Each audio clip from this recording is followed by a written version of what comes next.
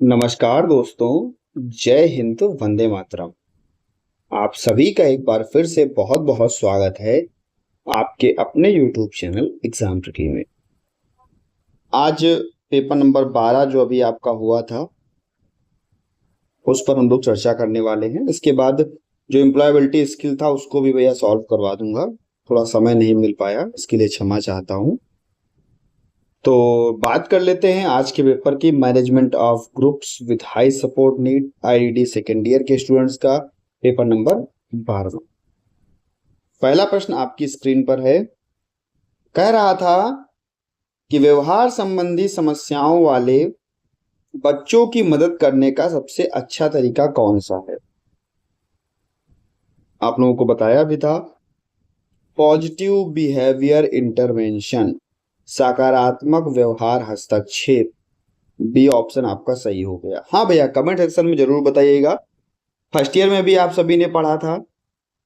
आप सभी में से लगभग 90% से ज्यादा लोगों ने फर्स्ट ईयर में पढ़ा था।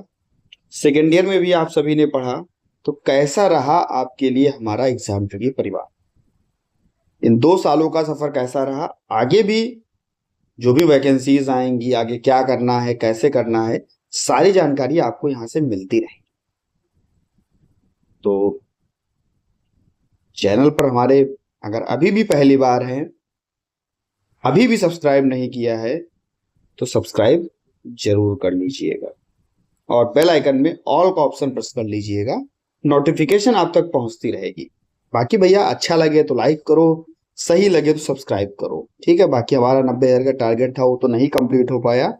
कोई बात नहीं भैया, अभी नहीं कंप्लीट हुआ है तो कभी होगा, कभी और होगा। लेकिन अगर मैं मेहनत करता रहूंगा तो कभी ना कभी हो ही जाएगा। आप नहीं शेयर करोगे तो कोई बच्चा तो ऐसा आएगा जो शेयर करेगा और टारगेट कंप्लीट करवाएगा, ठीक है। कोई बात नहीं। आप सभी का बहुत बहुत धन्यवाद कि आप सभी लोग चैनल पर जुड़े और अपनी नीड को कंप्लीट किया, अपने लक्ष्य को आपने प्राप्त किया। उपचारात्मक हस्तक्षेप का उद्देश्य निम्न को दूर करना है। उपचारात्मक हस्तक्षेप क्या होता है भैया? अगर बच्चे को उपचारात्मक हस्तक्षेप किया जाता है बच्चे में, कहोगे सर जो दिव्यांगता का प्रभाव है उसको आप कम कर सकते हो।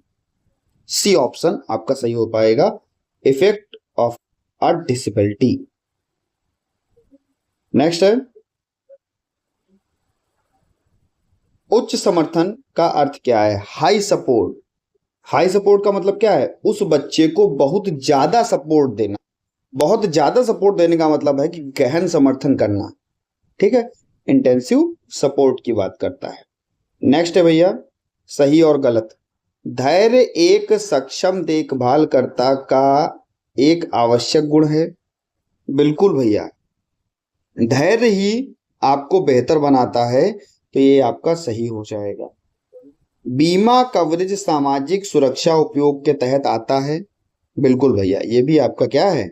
सही है। ये दोनों आपके क्या थे? सही थे, ये वाला भी और ये वाला भी। चलो भाई, इसको मिलान कर लेते हैं। सभी के बारे में तो आपको बताया गया है। देखो, रीइंफोर्समेंट की जब भी बात करता है तो आप कहते हैं कि स्टिकर अगर आपने प्रदान कर दिया तो ये एक रीइंफोर्समेंट के अंतर्गत आता था। आप टोकन बच्चे को देते थे, स्टिकर देते थे, स्टार दे देते थे, तो ये क्या रीइंफोर्समेंट के अंतर्गत आता है। इसके बाद में अगर हम बात करें सहायक उपकरण की, तो कहोगे सर सहायक उपकरण है बच्चे का हेयरिंग एड देना, बच्चे को देख सकते हो, उसके अलावा कोई सहायक उपकरण नहीं है तो हेयरिंग एड देना। चौथे का बी में जाएगा, चौथे का बी में जाएगा और तीसरे का आपका जाएगा डी में। अब अगर हम बात करते हैं खरीदारी का कौशल, खरीदारी का कौशल हुआ, नहाना हुआ, बाजार जाना हुआ, ये सब लाइफ स्किल के अंतर्गत आते हैं, जीवन कौशल के अंतर्गत आते हैं, एडीएल के अंतर्गत आते हैं। आप सभी फर्स्ट ईयर से लेकर सेकेंड ईयर तक पढ़ते आ रहे हैं और ये सभी आपने बहुत अच्छे से पढ़ा है। 2 का ए हो जाएगा। और एएसी आर्गुमेंटिव एंड अल्टरनेटिव कम्युनिकेशन आपका दृश्य सूचियां, यानी कि 1 का हो जाएगा आपका सी। मुझे पता है कि 9 में से 9 यहां पर आप लोग लेकर के आए थे। बहुविषयक टीम क्या है? अरे बार बार बताया था बहुविषयक टीम के बारे में भैया। ऐसी टीम जहां पर विभिन्न विशेषज्ञ, चाहे वो आपके स्पेशल एजुकेटर हो, मनोवैज्ञानिक हो, चिकित्सक हो, स्पीच थेरेपिस्ट हो, सभी बच्चे का सहयोग करें, बच्चे का आकलन करें, उनके लिए योजना बनाएं, उनके पुनर्वास के लिए योजना बनाएं। मल्टी डिस्पेंसरी टीम के अंतर्गत आता था, बहुत बार मैंने बताया। ठीक है, यहां पर बात कर रहा है अंतरायिक समर्थन का क्या मतलब है। ठीक है, इंटरमीडिएट की बात कर रहा है। यह समर्थन वह है जो आवश्यकता पड़ने पर या सीमित समय के लिए प्रदान किया जाता होगा। ठीक है, असेसमेंट, आकलन को परिभाषित कीजिए। आकलन फर्स्ट ईयर में आप लोग पढ़ते आ रहे हैं, पेपर नंबर 3 में जो है आपने आकलन के बारे में सबसे पहले ही पढ़ा था। यहां पर भी आप लोगों ने आकलन के बारे में पढ़ा। आकलन वह प्रक्रिया जिसके द्वारा विद्यार्थी की क्षमता, आवश्यकता, प्रगति, इन सभी चीजों का व्यवस्थित रूप से क्या किया जाता है, रखा जाता है, व्यवस्थित रूप से रखा जाता है इन सभी चीजों को, और बच्चे पर आगे काम किया जाता है। चीजों को पहले पहचान लो।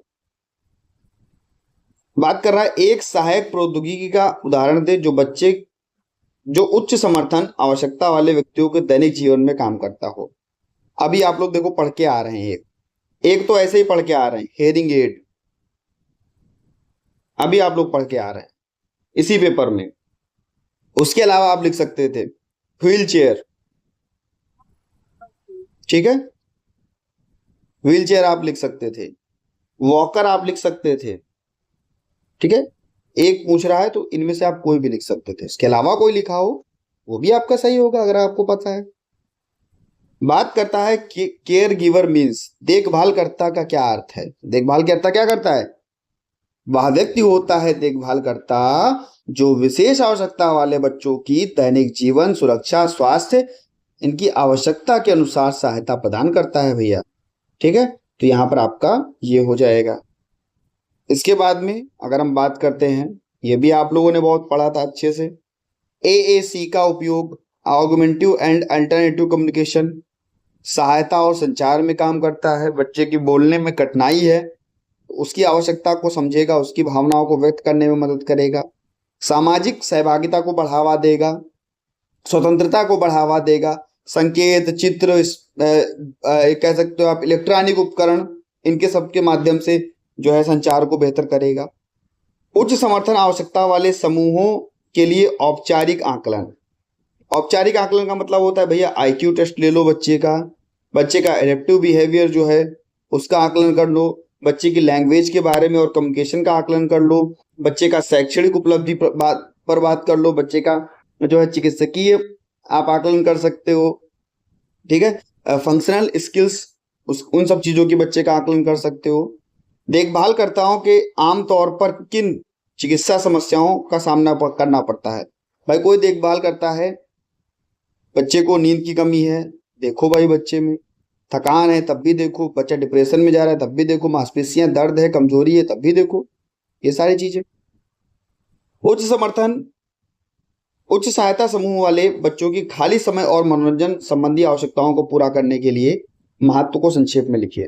भाई खाली समय में और मनोरंजन की कौन कौन सी आवश्यकताएं होंगी? कहोगे भाई देखो, सबसे पहले बच्चे का शरीर स्वस्थ हो, स्वस्थ मस्तिष्क होगा। सामाजिक कौशल बच्चे में विकसित करो, तनाव को कम करो, आत्मविश्वास को बढ़ाओ, जीवन की गुणवत्ता बेहतर करो। ये सब चीजें आप लिख सकते थे।